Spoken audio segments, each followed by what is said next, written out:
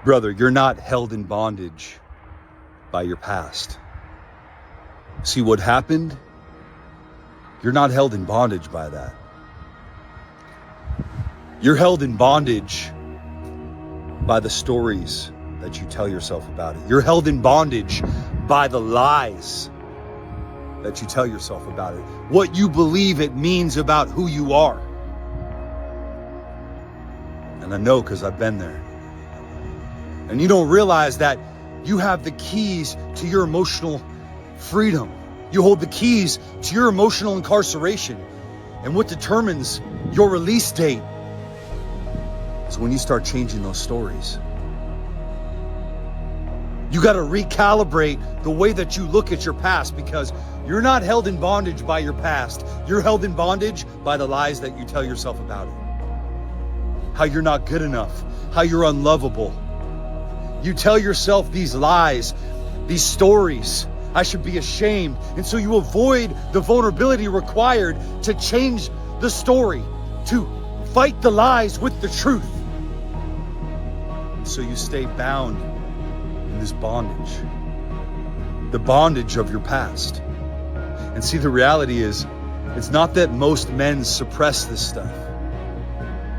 It's just that they never thoroughly unpack it. They never take it out. They never examine it. They never do any.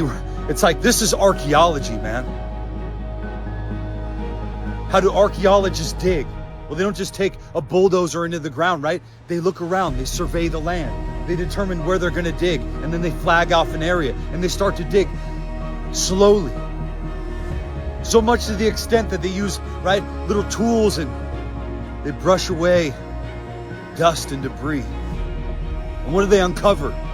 Relics, artifacts from the past, things that have always been there that you couldn't see with the naked eye.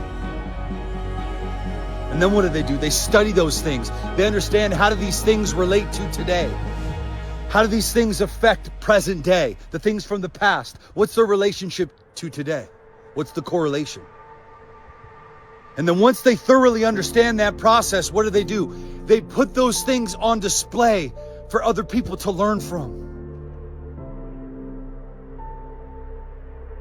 Some people don't need you to preach a sermon. They need to see you live one.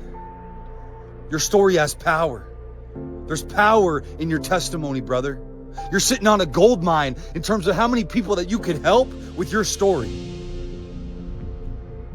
And you're sitting here stuck in the lies, in the bondage from your past, about what that story means about your identity, about your worth, about your relationships, about your capacity, your competency, and your success. And see, the only way to get freed from the lie is to expose the lie. You got to bring the darkness into the light.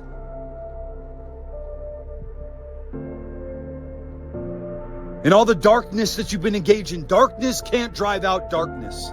Only light can do that.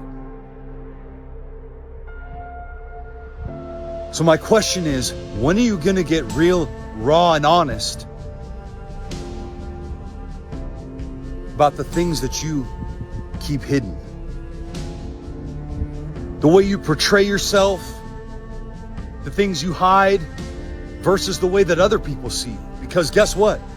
People don't see you the way that you see you. But when you're stuck in the lies and you're stuck in the bondage, a lot of behaviors that you use to cover that stuff up, to bury that stuff, guess what? It ends up unintentionally hurting people, because when you can't be vulnerable with you, when you can't live a transparent life, because guess what? Vulnerability is healing, and transparency is freedom.